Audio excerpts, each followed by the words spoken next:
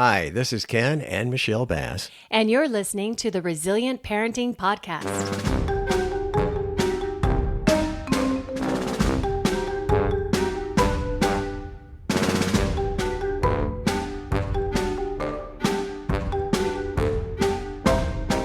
And guess what we're doing once again? Oh, let me guess. Could it be another episode of the Resilient Parenting Podcast? What?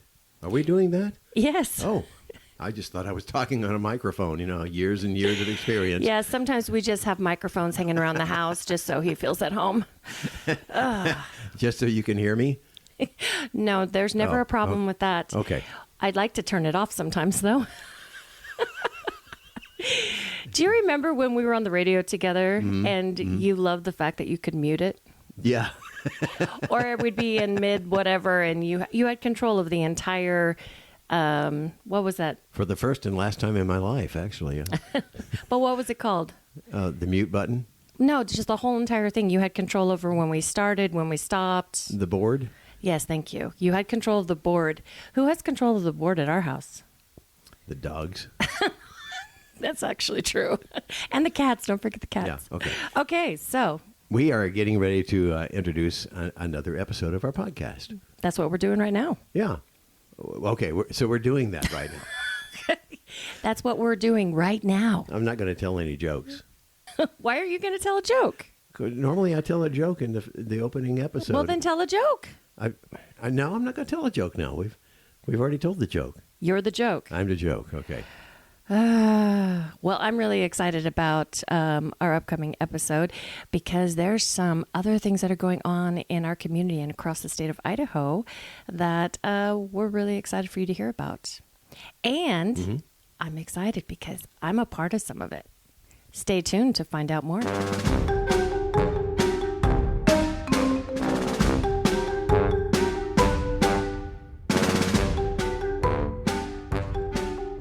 Well, today we'd like to welcome Sheila Weaver to our podcast, and we're going to be chatting with her today. She's LCSW MPA Program Manager of the Idaho Family Caregiver Alliance. I tried to say that too fast, didn't I? Try it again. Idaho Family Caregiver Alliance. Very There we good. go. Thank you. Okay. Welcome, Sheila, to the program. How are you? Glad to be here today. Thank you.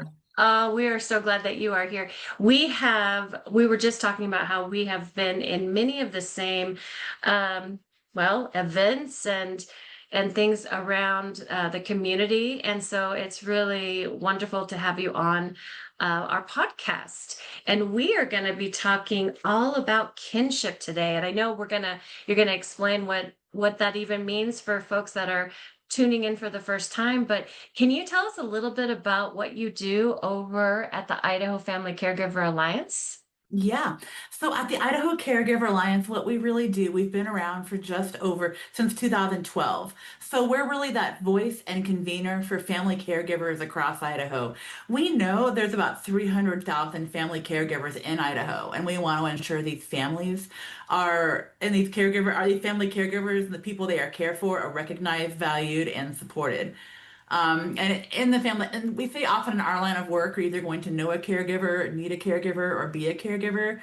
We're all very impacted by caregiving in our life. And here in Idaho is no exception.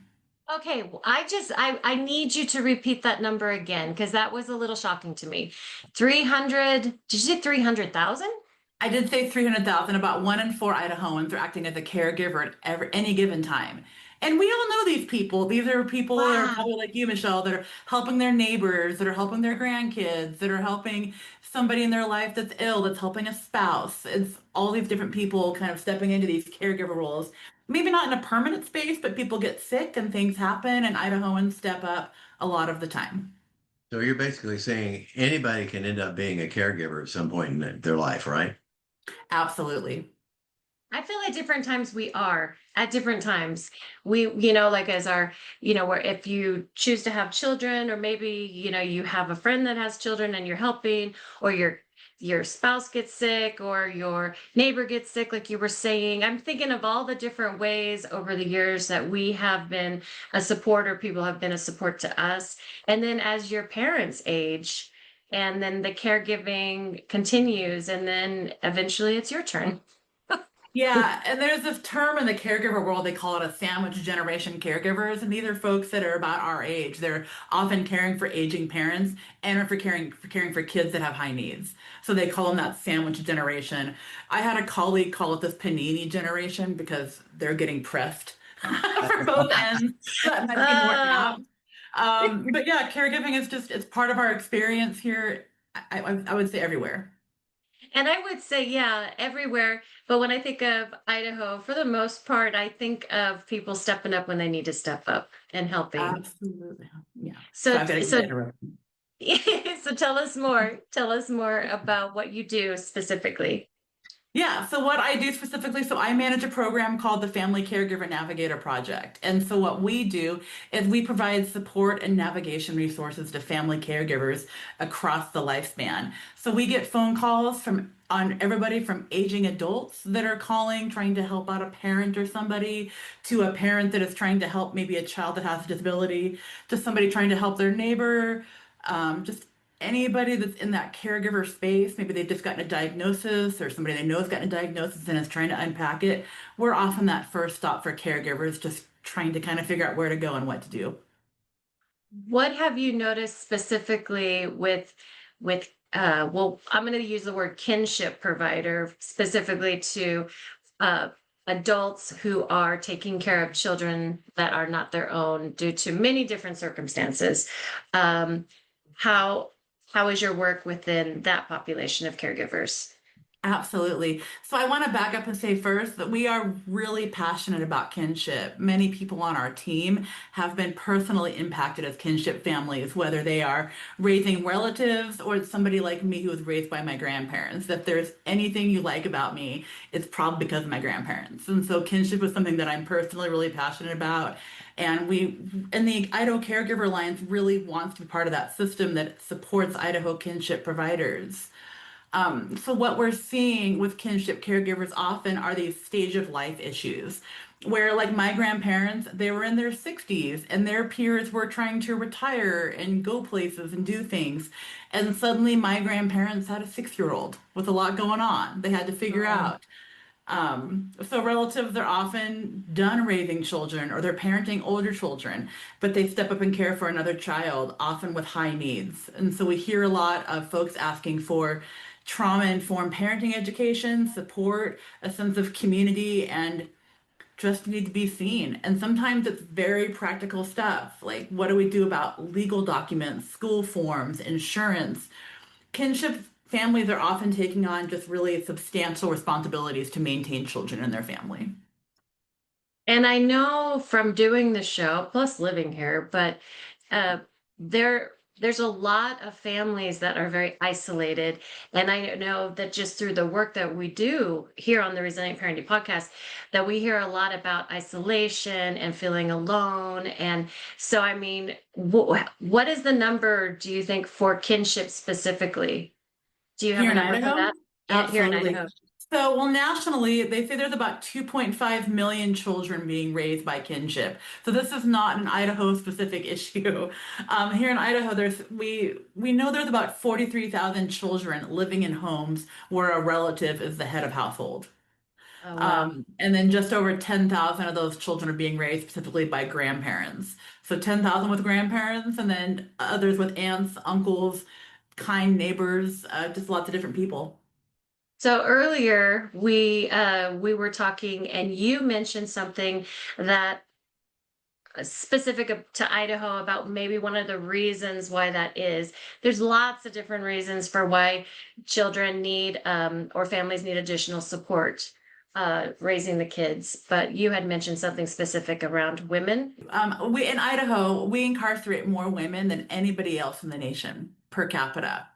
And 80% of those women have children. And 60% of those women that were parenting their children were their main caregiver prior to their primary caregiver, prior to that mother entering incarceration. We don't have a good system in Idaho to know exactly where those children go and what happens to them. We suspect, many of them are being cared for by fathers, but we also know too that many of them are being cared for by relatives. Those are grandparents that are quietly stepping up, and aunts and uncles that just are stepping in, just really trying to be there for their family at incredibly crucial times.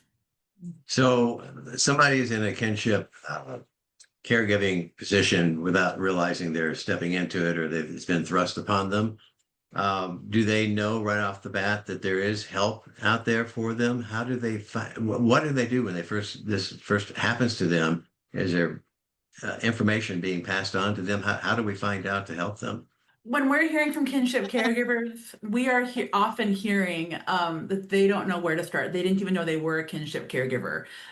They're going to school and saying, "How do I get this kid registered into first grade? How do can I get this child on my insurance? Can I get them to medical appointments?" So they're just initially trying to figure out some of that nuts and bolts stuff so they can actually maintain this child in their home. I would venture a guess that most kinship caregivers are not identifying as kinship caregivers or saying, "Well, my son went to prison and now I'm a kinship caregiver." That's just not the Mhm. reality that's happening. They're often just stepping up and then figuring it out as they go along, is what we hear more often than not. Yeah, I hear we're family. We take care of each other. We take care of our own. I hear that a lot. So I know that there's different ways that this you can go about this, and I know some families will, that without any involvement, they'll sign over Power of attorney. power of attorney, and then there's others that the kids may be in the foster care system and get involved in that way. Overall, what resources are available? Is there a difference between if they're going through the foster care system or otherwise, just in terms of what resources are available? Absolutely. So foster care introduces a whole other system and a whole other team of players. And just as both of us being social workers, I think we're very familiar with how that really shakes out. So um, it- that is certainly a way that some kinship families find their way in this kinship situation. So nationally, about a third of all foster youth are being cared for by kin. And so that's sometimes how kinship are getting involved. Somebody comes into foster care and then they're being called and said, "Hey," being asked, "Can you please care for this child?" And they're stepping Mhm. in that way. But for every one child in foster care, about 18 are being raised by kin outside of foster care. So they're never seeing that foster care system. Um, Wow. so yeah, when you're in foster care, there's a lot of different types of resources and legal processes that are playing out that may or may not be of support to families depending on the circumstance. But here in Idaho, we know more often than not, families are looking at just the same services that most anybody else would get that would have a child. They do have access to a kinship caregiver grant here in Idaho. It's about $310 a month, and that is per family. Whether you have one child or five children, it's $310 a month. So it is some support. And then we do have the kinship program through the Idaho Department of Health and Welfare, and they do a kinship day every year. They do some kinship navigation that are really specific to kinship. So I think we're all really trying to find these ways to really support kinship and show up for them. We've had Charlie Hahn on the show and others. I know there's the new For the Love of Kinship, Yeah. right? For the Love of Kinship. And then support groups throughout, And so for folks that are listening across the state of Idaho, how do they find resources near them? They can visit the Idaho Department of Health and Welfare website. And they have a kinship and caregiving section they can go to, and I can sure get that to you, Michelle, so that we can make sure those are available. We've identified about 7 kinship groups throughout the state. So that's kind of what's floating around right now. And I Nice. know the Idaho Caregiver Alliance is right in the middle of kind of updating their support groups, updating the statewide support groups as well, because we often see what happens too. I often think about this grandmother that I worked with when I was in foster care, and she had a brother she'd been caring for 20 or 30 years in her home, that had a significant physical disability. And then she was caring for her granddaughter that also had some high needs. So she would have never called herself a caregiver. But she was a grandmother that would have very much benefited from a support group to help her in that caregiver role with her brother to Mhm. alleviate some of these things with her granddaughter. Wow. So there's a lot of different resources out there, and there's a lot of people doing the work that probably, that's just day to day. They don't really think about it, but um, there are some things brewing coming up. You want to share what you guys have been working on? Absolutely. So we've been really fortunate this year that every year the Idaho Caregiver Alliance has a Idaho Caregiver Alliance conference for caregivers. This year we opened up a free kinship track. So all kinship caregivers in the state can come free of charge. We've been very fortunate that we've had some tremendous support from the Cambia Health Foundation, Molina Healthcare, and United Healthcare that have all really joined in together to support kinship coming to this conference free of charge and being able to get a full schedule with full day with you, Michelle, a couple hours with you of trauma-informed parenting education, because that is something we hear about over and over again, to really focus on the needs of kinship caregivers. And then after that conference is over, it's kind of serving as the kickoff. We're going to do a 5-part trauma-informed parenting series, focusing on everything from trust-based relational intervention to the brain, the body regulation type stuff, building community, kind of an open forum for folks. And so we really do want to build the space for kinship to be seen, be heard, and have a place in Idaho. I often feel very concerned that kinship, there's a lot of stigma that's often attached to kinship. And so we want people to have places they can be and just have people they can relate to and they can relate to them. So I'm very excited to be a part of this. We are having the initial kickoff on, let's see, what is it, February 21st? Yeah, on February 21st is the initial kickoff of this. The conference is on Saturday, February 21st from 9 to 3. It is a statewide conference, so everybody is welcome to attend. It's virtual. Yeah, it's virtual. So no matter where you're at, you'll be able to connect to that. And we can have the information for that in the show notes for folks. Okay, so that's exciting. That's coming up. And I am very excited to be to be a trainer in that. And then February 21st, we'll be talking all about trauma-informed parenting.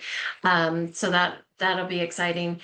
And then just in terms of folks that maybe are listening and realizing, oh, wait, I think I'm a kinship parent or I'm a family. I was kind of wondering if there's anything out there that addresses people like that, whether it be on TV or whatever, special programs or something that people all of a sudden become aware of. Like Michelle was just saying, all of a sudden they realize that they are in that situation themselves. Is there a way to publicly announce all this to folks outside our podcast? Yeah, it seems like the best way that's kind of happening right now is that folks are calling 211. And so we have distributed this information through 211, through all of our kinship organizations here statewide. And so we're kind of moving it through that way, through the area agencies on aging. So our goal is we are trying to reach out to but we want to go where caregivers are. So we are working very hard to get the word out to where caregivers are, so they can get connected to things. But the Idaho Department of Health and Welfare is sent out some communication to kinship caregivers to ensure they would be aware of this event. And I would say that our listeners, this would be a great ask of our listeners to share this information. We'll definitely have information as we learn more on our Facebook page, just so that folks know what's coming up. And of course, we want to hear from you're wanting to also hear from kinship families on what is most important to them, and there'll be opportunities at the conference to be able to share, like, these are areas that I want to learn more about. And so I think I'm so excited because it's going to be an opportunity to learn, meet other people, have more opportunities to be connected. What would you say to kinship families right now, based on your own experience as a parent, as a child who benefited from being raised by some cool grandparents? That they are not alone in this. There's this real stigma attached to being a kinship caregiver, because I think that kinship caregivers often think that they will be looked down upon because, well, they did something wrong with their child, so now they're going to be raising their grandchild. There's this real stigma attached to it. particularly for grandparents, I think is where we really hit that at. And then if there's some reason like substance use, behavioral health that brought that along, it just kind of piles on that stigma piece even more. And so we want folks to know that they are not alone in this state, and there are people that really care deeply about the work that they are doing, and there are families that can relate to them in really tremendous ways. I know my own grandparents had that experience where they just thought they were just kind of alone in this, and then 40 years later, we get those calls from grandparents today that think they are the only one that are caring for children or caring for a loved one, even in the state of Idaho, and they're really not. Yeah. Well, I'll just say good job, grandparents, because you turned out really well. I try. I can see PSAs going out over the radio or TV addressing this. All right. Ken is like focused on trying to figure out a way to get the word out. So go for it. I love it. I think it's important. And the more people, and it's the same with the podcast, the more people that we reach, the better, because that's what it's for. Yeah. So Yeah, and I really appreciate you because I know you've done other. I really appreciate your podcast because I know you've done other episodes on kinship caregivers, and it's a vitally important issue. So just thank you for continuing to really highlight these families. Idaho, I've been in Idaho. I'm a fourth generation Idahoan. I love being in Idaho, and I see my neighbors time and time again stepping up for children, stepping up for their neighbors and the people they care about in this community without thinking about how they're going to get any support or resources. They just show up. So I that brings up one more thing before we go. So for folks that are listening that maybe aren't in this position, but they're like, I do want to help. I want to be able to help in some way. Is there something or nonprofits or anything that you know of that that they can either give money to or volunteer time or is there, and if you don't have an answer, that's okay. We can think about it and add it to the show notes later. But what do you think for those folks? I'll have to come out. Yeah, I'm not sure actually. There's not a, I mean, we can think about like for the love of kinship, and I can probably send you some stuff after, Michelle. But I Yeah. think too, we think about like there's maybe the Children's Trust Fund. like there's probably Yeah. something we could think about. And then the area agencies on aging, I can send you a little bit. It's very fragmented. That's part of the issue right now. There's not this great like, oh, if you want to give money to kinship, send it here, and it'll get in the right direction. I'm really hopeful that educational series like the one we're doing and kind of building some activity around it will start to kind of build more of a coalition of kinship caregivers so that we can actually do that. Yeah. Which reminds me, there's another piece to this that we didn't mention, which is you're going to have it, recording of it that'll be available. And there's something else. Yes. Thank you, Michelle. So, in addition to the kinship caregiver series that we're doing, this will all be translated into Spanish, and we've worked a partnership with a local Spanish-speaking community center. So they will be providing all of this instruction from Michelle in Spanish within the Spanish-speaking community, and then we'll have those all housed on the Idaho Caregiver Alliance. So we'll have this training in English and Spanish for as long as the internet exists. Wow. So, I'm so excited. I'll tell you, I do Duolingo every day, but no one wants me to try to do it in Spanish. But I'm so excited. That is such a gift. And it's just going to be reaching so many more families. So many yeah, more because families. we know that our Spanish-speaking caregivers right now, we're not hearing as much from them. Probably just due to a lot of factors that are playing out right now. And so we remain committed to we remain committed to Spanish speaking caregivers and thinking about how we can support them further. And this Mhm. is, I think, it's a small way. I hope we can do that. That's wonderful. Well, thank you for everything that you do.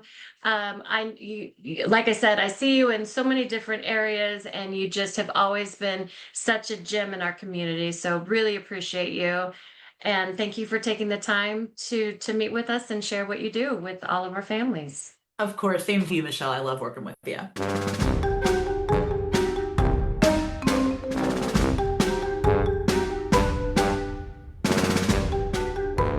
This podcast is brought to you by the Idaho Children's Trust Fund.